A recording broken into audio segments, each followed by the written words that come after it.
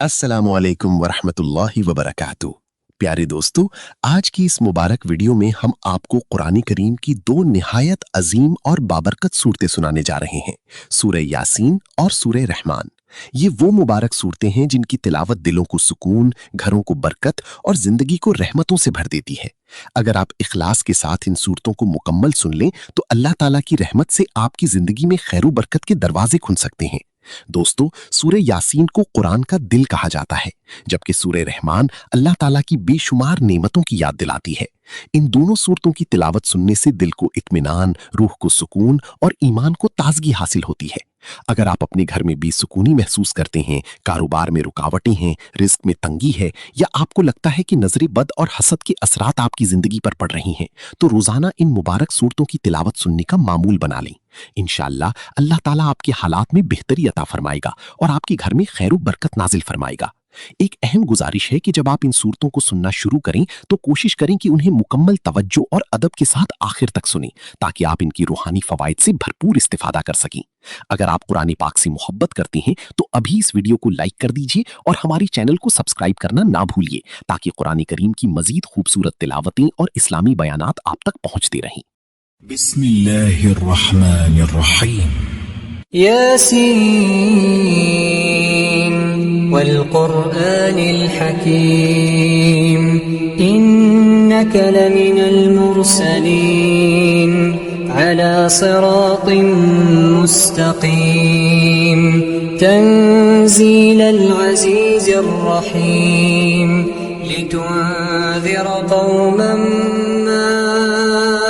उन्ज़िर आबाउहुम फहुम गाफिलून लक़द हक़्क़ल क़ौलु अला अक्सरिहिम फहुम ला युमिनून इन्ना जअलना फी अअनाक़िहिम अग़लाला फहिय इलल अज़क़ान फहुम मुक़महून वजअलना मिन बैनि ऐदीहिम सद्दा वमिन खल्फिहिम सद्दा फअग़शयनाहुम फहुम ला युबसिरून वसवाअन अलैहिम अअन्ज़रतहुम अम लम तुन्ज़िरहुम ला युमिनून इन्नमा तुन्ज़िर मन इत्तबअ الذِّكْرَ وخشي الرحمن بالغيب فبشره بمغفرة وأجر كريم إنا نحن نحيي الموتى ونكتب ما قدموا وآثارهم وكل شيء أحصيناه في إمام مبين واضرب لهم مثلا أصحاب القرية إذ جاءها المرسلون إذ أرسلنا إليهم اثنين فكذبوهما فعززنا بثالث فقالوا إنا إليكم مرسلون قالوا ما أنتم إلا بشر مثلنا وما أنزل الرحمن من شيء إن أنتم إلا تكذبون قالوا ربنا يعلم إنا إليكم لمرسلون وما علينا إلا البلاغ المبين قالوا إنا تطيرنا بكم لئن لم تنتهوا لنرجمنكم وليمسنكم منا عذاب أليم قالوا طائركم معكم أئن ذكرتم بل أنتم قوم مسرفون وجاء من أقصى المدينة رجل يسعى قال يا قوم اتبعوا المرسلين اتبعوا من لا يسألكم أجرا وهم مهتدون وما لي لا أعبد الذي فطرني وإليه ترجعون أأتخذ من دونه آلهة إن يردني الرحمن بضر لا تغن عني شفاعتهم شيئا ولا ينقذون إني إذا لفي ضلال مبين إني آمنت بربكم فاسمعون قيل ادخل الجنة قال يا ليت قومي يعلمون بما غفر لي ربي وجعلني من المكرمين وما أنزلنا على قومه من بعده من جند من السماء وما كنا منزلين إن كانت إلا صيحة واحدة فإذا هم خامدون يا حسرة على العباد يا حسرة على العباد ما يأتيهم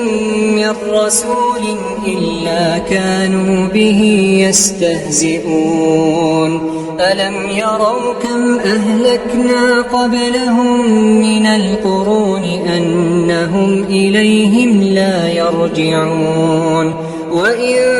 كل لما جميع لدينا محضرون وآية لهم الأرض الميتة أحييناها وأخرجنا منها حبا فمنه يأكلون وجعلنا فيها جنات من نخيل وأعناب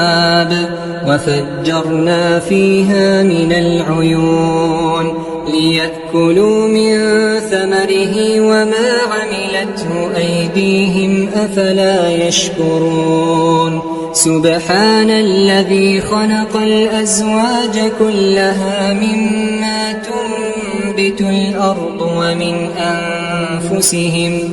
ومما لا يعلمون وآية لهم الليل نسلخ منه النهار فإذا هم مظلمون والشمس تجري لمستقر لها ذلك تقدير العزيز العليم والقمر قدرناه منازل حتى عاد كالعرجون القديم لا الشمس ينبغي لها أن تدرك القمر ولا الليل سابق النهار وكل في فلك يسبحون وآية لهم أنا حملنا ذريتهم في الفلك المشحون وخلقنا لهم من مثله ما يركبون وإن نشأ نغرقهم فلا صريخ لهم ولا هم ينقذون إلا رحمة منا ومتاعا إلى حين وإذا قيل لهم اتقوا ما بين أيديكم وما خلفكم لعلكم ترحمون وما تأتيهم من آية من آيات ربهم إلا كانوا عنها معرضين وإذا قيل لهم أنفقوا مما رزقكم الله قال الذين كفروا للذين آمنوا قال الذين كفروا للذين آمنوا أنطعم من لو يشاء الله أطعمه إن أنتم إلا في ضلال مبين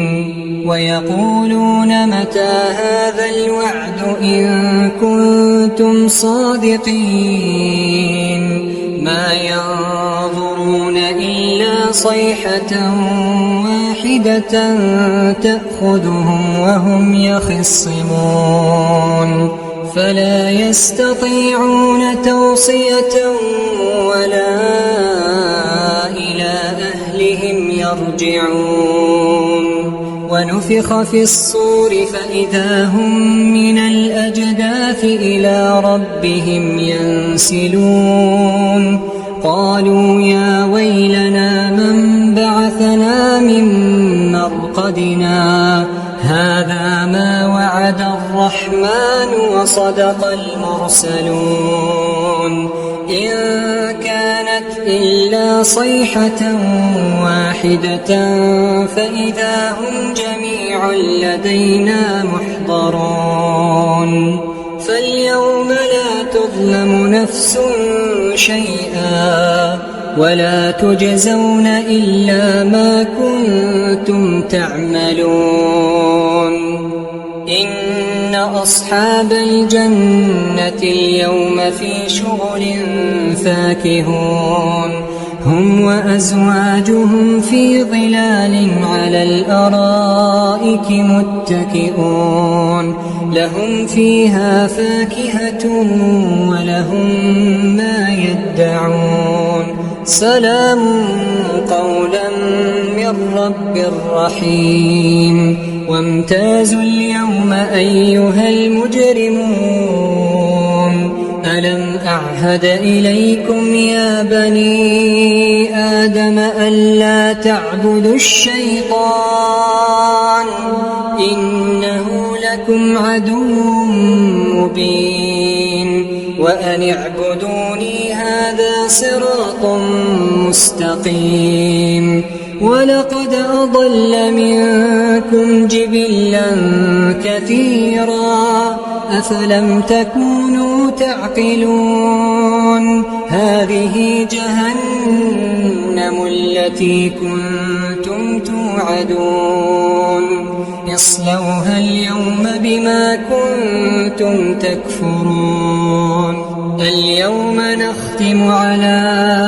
أفواههم وتكلمنا أيديهم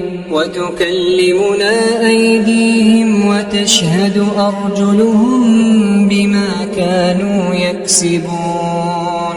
ولو نشاء لطمسنا على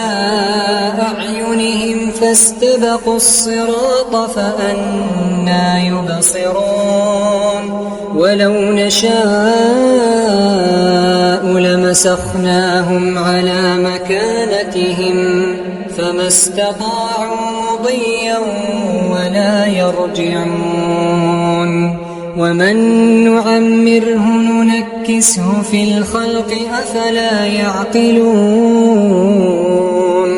وما علمناه الشعر وما ينبغي له إن هو إلا ذكر وقرآن مبين لينذر من